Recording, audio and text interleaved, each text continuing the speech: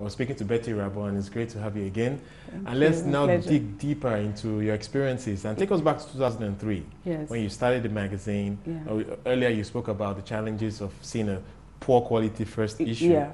But tell us, maybe even go back before that, and Yeah. how did you raise capital? Were you able to venture into this? Okay. It's a bit, you see, when I said when you get that light bulb moment, you run with it. I'm really serious using myself as a case study. From the moment I looked at that magazine, the foreign magazine, and I said to myself, I can do this, I never stopped running. The first thing I did was to make a few phone calls. Then I had come up with a dummy. I remember a particular investor I was talking to. I said, oh, I have this dream of a lifestyle magazine in Nigeria. I was wondering if I could come and make a pitch to you and maybe you would want to invest. He goes, oh, I'm on my way to the airport. Can you make it there in 20 minutes? I made it there in like 10 minutes. I drove myself. I wasn't waiting for my driver. So as I got to his house, he was on his way out into the car. And there I was talking about, you know, there's no lifestyle magazine. This one, Genevieve, will be the first, and these are the plans. Look at the dummy, you know, this is how it will be glossy. The guy was looking at me and he said to me, I buy into your passion. I'm saying yes. So it's very important to express that passion to investors. He saw what he was saying. What he was saying wasn't, he probably wasn't saying the magazine as I was saying it, but he probably, which he told me later, that the way I was going, he was like, stop, stop, stop. You know, okay, I'm with you on that. Because I was saying it exactly the way I was saying it. When you're an entrepreneur, you have to see the unseen. You have to see the unseen. And you have to believe the intangible.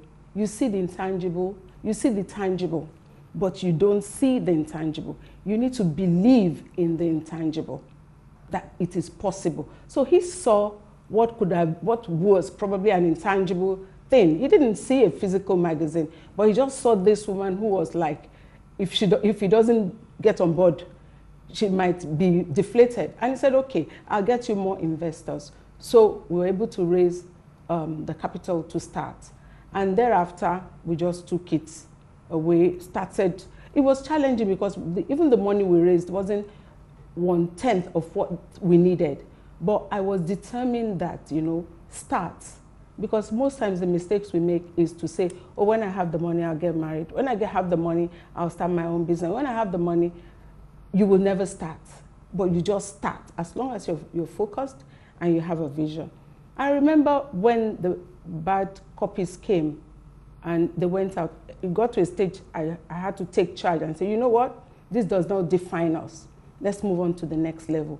But the second thing that happened was... So did you circulate that first issue? Oh, we did. And I remember when we got a phone call from Abuja, oh, I just bought a copy of Genevieve. We were like, oh, somebody bought a copy of Genevieve in Abuja. So we had a reason to celebrate. And then there were phone calls. Of course, immediately you had somewhere like, oh, is this the magazine we've been waiting for?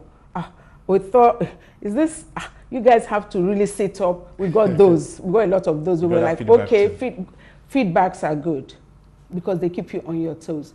But I think something that really knocked me out was when the Unsold from that edition came. Not only from that edition, but from the second edition, because we did what we shouldn't have done. You don't print 5,000 copies of a debut edition. We printed 5,000 copies, and I think we sold 2,000. And when the guy was bringing back the Unsold, the agent, we thought it was over, but every time he was bringing more, I thought, I can't look at this. And a journalist had interviewed me a couple of days before and said, wait till you see the Unsold. So what was playing in my mind when the guy kept bringing back issues that were not the Unsold, I kept remembering, you know, wait till you see the Unsold. And I thought, okay, it's actually a big moment in publishing. Thereafter, we changed our strategy. All right, and tell us about that. We changed our strategy. When we started, our dream was to put any woman who was an achiever on the cover, known or unknown. But it was not the time for putting unknown women on the cover.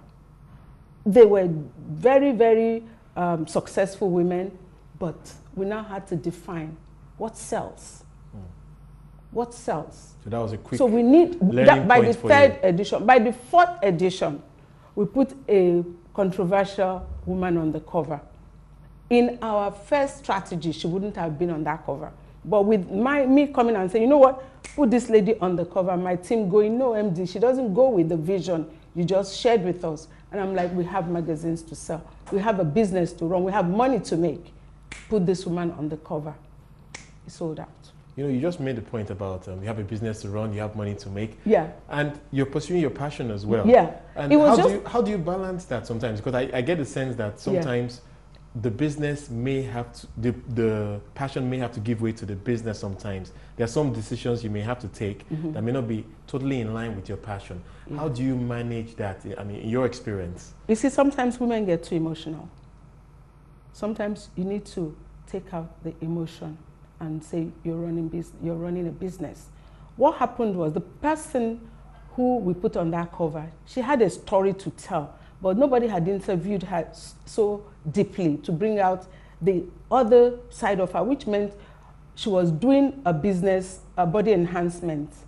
That was her business. And people thought, wow, this is not good values for our children. And Genevieve had been about ethics and values. So I did the interview myself and brought out the essence of that woman. And we realized that there were so many things the tabloids never said about her, which we put in our interview. We had no unsold. Yet people wrote to condemn us. Some feedbacks were like, how can you, the Genevieve vision does not include people like this. But it was a turnaround. It was a turning point for us in terms of, come on, wake up and smell the roses. Wake up and smell the coffee. You have a business to run. So we now started balancing. But we never lost focus of our vision to celebrate the achieving woman. Right, so Genevieve has been around 9 years now. Yeah.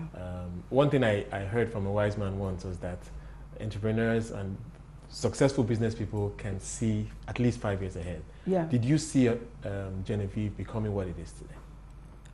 In publishing, you don't see anything but like, will I make it to the next year? Because you're battling several variables, things you're not in charge of, things you're not directly responsible for. We are responsible for the content that goes in the magazine. We're not responsible for the infrastructure. So those things didn't let us plan, but there was a time that all I could think of was, okay, Betty, you can quit now. It's not a popularity contest. You can quit. But before I got to that place where I'm like, you guys, hello, go home. Here's your money in advance or whatever. I just felt, because this journey hasn't been really about me. It hasn't been my journey. I call myself CEO, editor-in-chief, because I've got a publisher.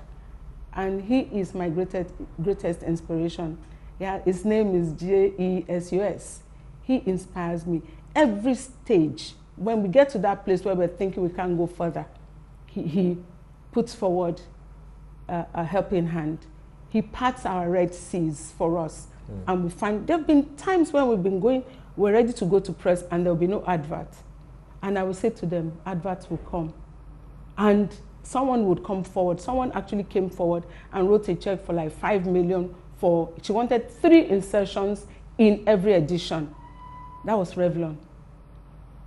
What are the chances that someone would come and pay you upfront 70%? So every step of the way, that was when I learned that, look, Betty, you're not on this journey alone. Apart from the fact that I've got an amazing team, I really, really don't think people running businesses have the kind of team I have. And they say they have inspired, I have inspired them, but they have also been my inspiration. My readers are my inspiration because the feedbacks make you feel like you're not going to quit. There's so many people depending on you. If you look around the publishing terrain now, magazines.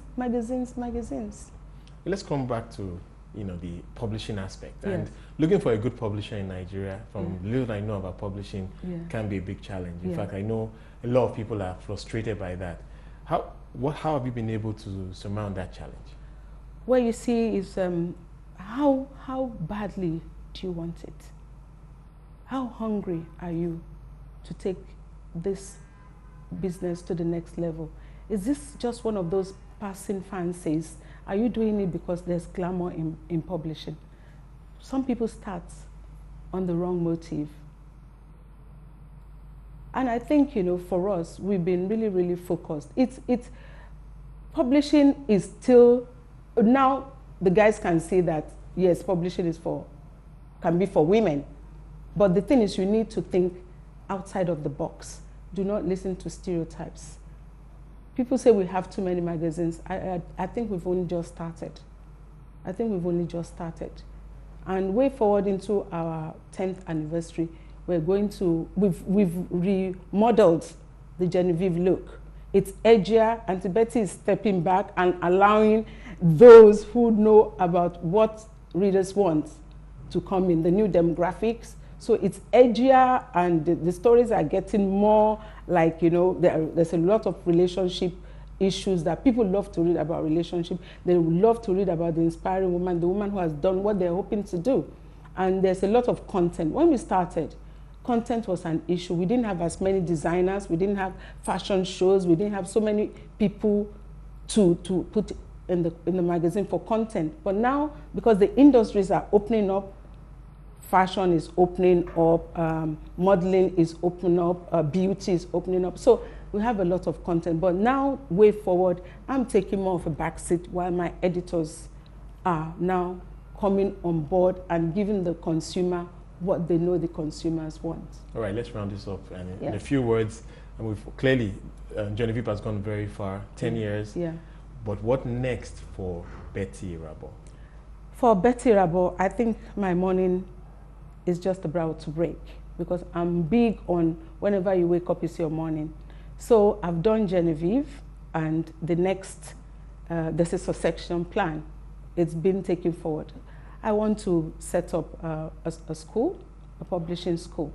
I want to set up a publishing school. I want to write my biography. And there's so many other things that we have under our sleeves we don't want to talk about right now. Like I mentioned earlier, you're clearly having fun. Thank you so much for joining us.